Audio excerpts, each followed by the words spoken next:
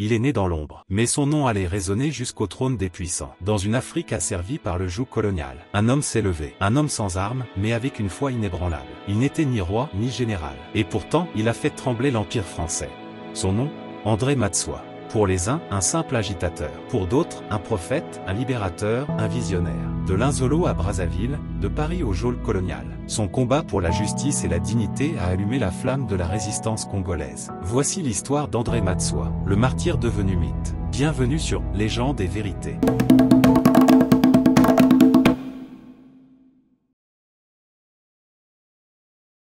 C'est en janvier 1899, dans un paisible village du Poul, au Congo français, alors sous l'administration de l'Afrique équatoriale française, que naît André Grenard Matsois. Sa petite communauté, celle des Lari, ethnie de la région, vit ses derniers horizons de relative autonomie avant que le rouleau compresseur colonial ne s'impose davantage dans les territoires de l'intérieur. Dès ses premières années, l'enfant affiche un regard curieux sur le monde, un esprit vif, un désir de savoir, déjà une conscience du monde qui l'entoure. Né à Manzakala-Kinkala, aux abords de Brazzaville, Matsois grandit dans une Afrique coloniale marquée par l'exploitation, le code de l'indigénat et la domination européenne. Il reçoit une formation catholique, enseignée par les pères du Saint-Esprit à Mbamou. Il est nommé catéchiste à Kindamba, dans la région de Mpangala-Mayama, un rôle respecté mais qui n'éteint pas en lui une soif de comprendre les rapports de force entre colonisateurs et colonisés. On raconte qu'enfant, il accomplissait des gestes curieux. Une légende locale dit que le bébé Matsois se retournait sur le dos de sa mère, comme pour surveiller ses arrières, présage d'un combattant à venir. Cette anecdote, qu'elle soit littérale ou symbolique, pose le ton, celui d'un homme qui ne se contenterait pas de l'ordre imposé, mais qui le défierait de l'intérieur. Son esprit rebelle se manifeste tôt.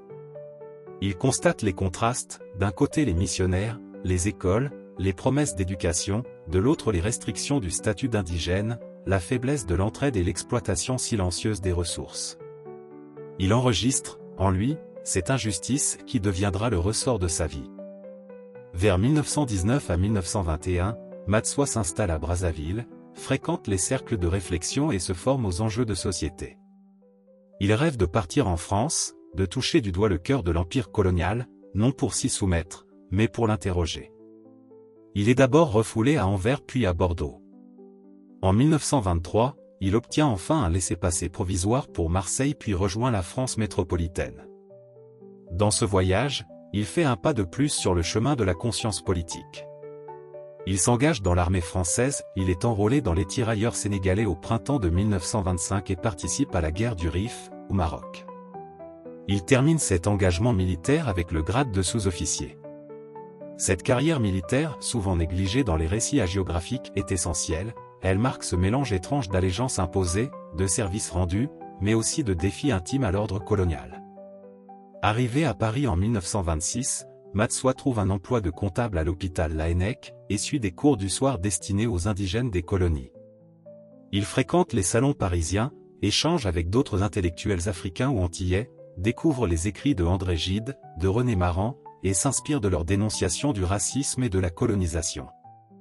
Mais ce contact avec la métropole ne le rassure pas, il y trouve l'égalité de façade, la distinction persistante des sujets coloniaux, les quotas pour étudiants indigènes, l'accès conditionnel à l'horizon français.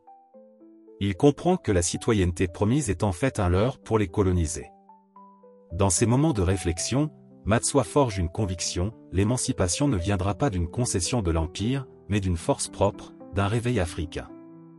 C'est dans ce Paris-là, au cœur de l'entre-deux-guerres, que se mêlent cafés de discussion, revues politiques, assemblées d'émigrés africains. L'été 1926 marque un tournant dans la vie d'André Matsois. C'est à Paris, le 21 juillet 1926, que l'Amicale des originaires de l'Afrique équatoriale française est officiellement créée sous sa houlette. Cette association, initialement présentée comme une société de secours mutuel, va très vite devenir le bras invisible d'une résistance intellectuelle et morale contre l'ordre colonial. L'Amicale, sous son nom officiel, revendique au départ un objectif apparemment modeste, venir en aide aux ressortissants de l'Afrique équatoriale française, AEF, qui re-rentraient ou revenaient de leur engagement en France, aux anciens tirailleurs, ou à ceux marqués par la mobilité coloniale. Elle installe un secrétariat à Paris, mais crée aussitôt des sections en Afrique centrale, à Brazzaville, à Pointe-Noire, à Léopoldville, voire en Oubangui-Chari. Matsoua y apparaît comme le dirigeant principal, utilisant parfois le nom « Grenard » comme pseudonyme pour ses activités métropolitaines. L'ambition de l'amicale est double, d'un côté, formaliser une entraide, formation, assistance juridique, sociale, pour les Africains de l'AEF, de l'autre, très rapidement, elle pose les bases d'un projet politique, l'émancipation collective, la revendication d'une dignité noire, l'égalité juridique entre originaires et citoyens de l'empire colonial. Comme le souligne un ouvrage récent, l'objectif était de former une élite africaine et congolaise afin de hâter le développement des pays d'Afrique centrale. Dès 1928, l'amicale diffuse des tracts, organise des réunions et des délégations en Afrique centrale. Ces délégations transmettent aux populations de l'AEF les idées de Matsoua, que l'indigénat, les travaux forcés, la capitation, ne sont pas des chiffres abstraits mais des chaînes. André Matsoua parle avec calme, mais ses mots frappent comme des coups de tonnerre. Il dénonce la ségrégation, le racisme, les injustices du travail forcé en Afrique équatoriale. Il écrit des lettres au gouverneur, des pétitions à Paris. Il ne prend pas les armes, mais son arme, c'est la parole. Et dans les cafés de Montparnasse, dans les foyers de travailleurs noirs, son nom circule. Il parle de dignité, d'unité, d'émancipation. Il explique que la vraie liberté ne viendra pas des colons, mais du courage des Africains à se regarder autrement. Il réclame officiellement la reconnaissance de l'égalité citoyenne pour les originaires de l'AEF, la suppression du travail forcé ou de la capitation, et la prise en compte des indigènes dans l'administration. Et elle dit dans ses lettres, « Nous ne voulons plus être des sujets, nous voulons être des hommes ». Son influence devient telle que certains le surnomment bientôt « le prophète des Congolais ». Un titre qu'il ne revendique pas, mais qu'il porte avec humilité. Mais dans les couloirs de l'administration coloniale, le nom d'André Matsoua revient souvent. Les rapports s'accumulent. Matsoua André, ancien tirailleur activité suspecte propagande auprès des indigènes discours subversifs. Les autorités le placent sous surveillance. Elles craignent qu'il ne devienne un symbole, un ferment de révolte. Elles savent qu'un seul homme, avec les bons mots, peut ébranler tout un système. En 1928, l'administration coloniale envoie des agents infiltrer l'amicale. Ils cherchent des preuves de sédition, de complot, de trahison. Mais Matsoua est prudent. Il parle en termes d'égalité et de droit, jamais d'insurrection. Pourtant, dans les cœurs de ses compatriotes, l'idée d'une Afrique libre fait son chemin. Dans les milieux africains de Paris, Matsoua devient une légende. Certains le voient comme un futur leader politique, d'autres comme un guide spirituel. Son calme, sa foi, sa rigueur impressionnent. Il prêche la fraternité, mais aussi la résistance morale. Il dit : « Nos chaînes ne tomberont pas par la haine, mais par la vérité. » Cette aura mystique attire autant qu'elle inquiète. Des rumeurs circulent, Matsoua aurait des dons, une vision, une mission. On murmure qu'il prévoit le réveil du Lari, que la mission de Mama Wandombi, la Vierge Noire bien-aimée, se révèle. Ces croyances prennent une dimension quasi mystique. Pour le colon, ces croyances sont une menace. Pour les siens, elles sont un espoir. Vers la fin des années 1920, l'amicale devient si influente qu'elle dépasse les frontières françaises. Des lettres arrivent du Congo, du Gabon, du Cameroun. Partout, des hommes et des femmes reprennent les mots de Matsoua. Des pasteurs, des anciens combattants, des instituteurs, tous s'inspirent de son discours. À Brazzaville, le quartier populaire de Bakongo devient un foyer de sympathisants. La popularité de l'amicale explose, certains rapports coloniaux de 1929 estiment que l'association comptait près de 13 000 membres dans l'AEF. Cette croissance rapide inquiète l'administration coloniale. Dans les ateliers, sur les chantiers de l'AEF, les agents notent des mouvements de désertion, des réunions non autorisées, des discours d'originaires incitant à la désobéissance. L'effet symbolique est puissant, Matsoua incarne l'homme instruit, le tirailleur retourné, le comptable de l'assistance publique, devenu porte-voix d'une conscience noire. Mais avec cette notoriété vient la répression. Les gouverneurs coloniaux alertent Paris. Un mouvement subversif se développe autour du nommé Matsoua. Il convient d'y mettre fin avant qu'il ne s'étende.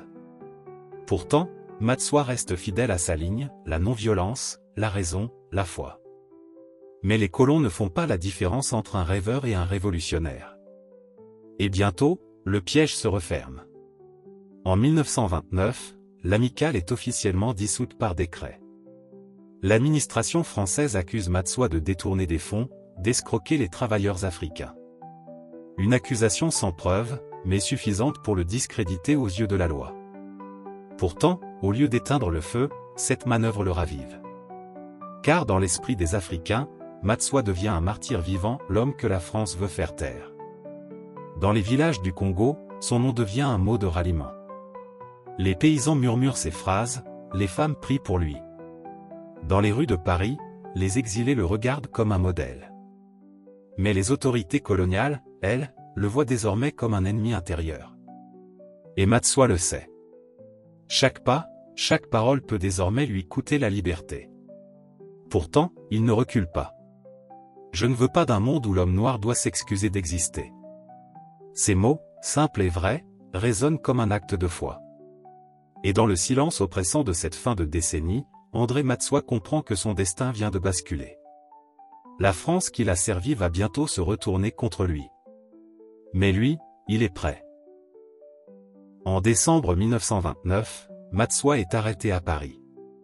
Selon les sources, cette arrestation survient alors que les délégations de l'amicale en Afrique centrale, notamment au Congo, au Gabon ou à Bangui, sont de plus en plus nombreuses, et que l'on relève chez leurs participants des actions de boycott fiscal et refus d'obéissance à certaines mesures coloniales. Arrêtés pour des motifs officiellement liés à des fraudes, à un trafic d'argent prétendument destiné à l'organisation, ou encore à une incitation à la désobéissance, Matsois est transféré au Congo, jugé à Brazzaville. Le 2 avril 1930, il est condamné à 3 années de prison ferme et à 10 années d'interdiction de séjour pour l'AEF, peine lourde dans le contexte colonial. La sentence ne se limite pas à la prison locale. Matsois est déporté jusque dans le Tchad, Fort Lamy à l'époque, afin d'isoler davantage son influence. Ses partisans parlent d'un homme qu'on enterre vivant, d'un martyr en devenir. Dans la prison, loin de sa terre natale, Matsois ne succombe pas au désespoir. Il survit, observe, médite, et gagne un statut mythique auprès de ses fidèles. Pendant ce temps, l'amicale continue ses activités, mais dorénavant dans la clandestinité partielle. Le mouvement va peu à peu se transformer en ce que certains appelleront le matsouanisme, un mélange de revendications politiques et de ferveur mystique. Malgré l'enfermement de leur chef, les amicalistes poursuivent la résistance non pas par fusil, mais par abstention, refus de payer les impôts coloniaux, boycott des recensements, interruption des travaux forcés. Un article de Time relate cette dynamique: carnet d'impôts refusés, carte d'identité ignorée, non-acceptation des ordres de culture imposés, dans les régions du Pool. Ainsi, Matsois incarne désormais un résistant invisible, même derrière les barreaux, son nom circule, ses idées survivent. Chaque nouveau rapport colonial mentionne son influence, l'instruction mêlée à la révolte silencieuse, est désormais le danger reconnu par l'administration. À Brazzaville, au jour de la fête nationale, 14 juillet, de 1930, les fidèles de l'amicale boycottent la cérémonie, refusent d'assister à la parade coloniale. Des manifestations sporadiques éclatent, les chantiers se vident, les travailleurs, originaires, quittent leur poste. L'économie locale, déjà fragile, expérimente ce que la mobilisation collective peut provoquer. Le gouverneur de l'AEF prend conscience du phénomène et commence à désigner l'amicale comme « mouvement subversif ». Les articles de journaux coloniaux dénoncent des réunions illégales, des promesses de terre pour les Africains, des fonds occultes collectés en France. Dans les villages du Pool où Matsois est originaire, on raconte des récits comme celui-ci: il n'est pas mort, il est parti. Quand il reviendra, les Blancs partiront. La légende enveloppe le prisonnier. Le concept du chef disparu mais vivant devient moteur de la croyance, de la mobilisation et du souvenir. Ainsi, même en l'absence de liberté, Matsois manœuvre par l'image. Son emprisonnement, plutôt que de le briser, le magnifie. Il devient un symbole plus fort que des gouverneurs ou des lois coloniales. Le peuple voit en lui l'homme qui a servi dans l'armée française, qui a vécu à Paris, qui a retenu les leçons de l'ennemi pour mieux défier l'oppresseur. Parmi les effets secondaires de son emprisonnement, la naissance d'un réseau transnational de sympathisants, le passage des idées entre France, Congo, Gabon, Ubangui-Chari, et même le Sénégal. Ces réseaux clandestins alimentent les idées, récoltent des fonds, préparent la suite. Une atmosphère de tension plane, l'administration sait qu'elle lutte désormais non seulement contre un individu, mais contre une idée. Alors que Matsua est écroué, les effets de sa détention se propagent. L'administration tente de le rendre invisible, isolement, transfert, restriction. Mais cela suscite l'effet inverse au sein de ses partisans. Le prisonnier devient martyr. La détention crée un vide que les fidèles comblent par des légendes, par une foi accrue, par un engagement renouvelé. Le mouvement ne s'éteint pas, il se renforce. À Brazzaville, la tension reste palpable, les membres de l'amicale pénalisés, surveillés, mais aussi plus déterminés. L'administration choisit la répression, mais ne parvient pas à arrêter l'idée. C'est à ce titre que de nombreux historiens situent le basculement, la métamorphose d'un leader politique en mythe national. Le terme « matsuanisme » n'est plus l'amicale d'entraide, mais une fois mêlé de politique, un culte d'émancipation informelle. Avant que Matsua ne disparaisse physiquement, son influence continue de grandir. L'amicale est dissoute mais ses membres persistent, la population ignore encore la date exacte de son décès, ce qui nourrit la croyance en un retour possible. Les archives coloniales ouvrent des dossiers sur « l'affaire Balali », le nom donné par l'administration à la vague de protestations liées à Matsua, et montrent que l'État colonial redoute désormais non plus seulement le soulèvement armé mais l'éveil culturel et spirituel d'un peuple. Selon les sources officielles, André Matsua est mort le 13 janvier 1942 à la prison de Mayama, dans la région du Poul, Congo, alors territoire de l'ancienne Afrique équatoriale française. Toutefois, les circonstances exactes de sa mort sont restées enveloppées de flou, aucun registre ou sépulture n'a été conclusivement présenté aux fidèles, ce qui a alimenté dès lors la croyance qu'il n'était pas vraiment mort, ou qu'il reviendrait. Ce mystère fait partie de la légende, un homme dont la vie fut marquée par l'injustice coloniale, et qui disparaît dans des conditions invisibles aux yeux de ses partisans.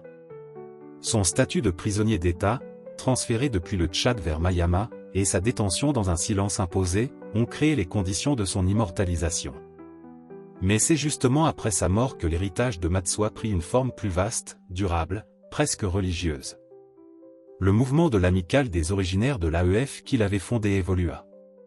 Le terme « matsuanisme » désigne ce languissement, d'une association d'entraide à un mouvement politico-religieux ancré dans la mémoire collective. Ses fidèles, convaincus de son retour ou de sa survie, chantèrent. On vous a dit que Matsua a été tué, vous avez entendu, il est toujours vivant.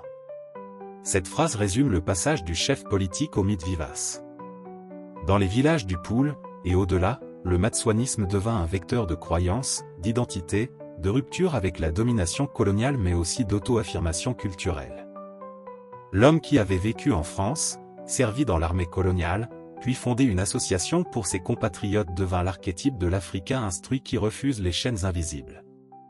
Des chapelles informelles, des groupes de prière, des chants populaires, des œuvres culturelles ont placé Matsua au centre d'un imaginaire national. Ses partisans lui attribuèrent des qualités prophétiques, guérison, vision, justice. Bien que ces récits restent oraux et difficiles à vérifier historiquement, leur impact social est réel.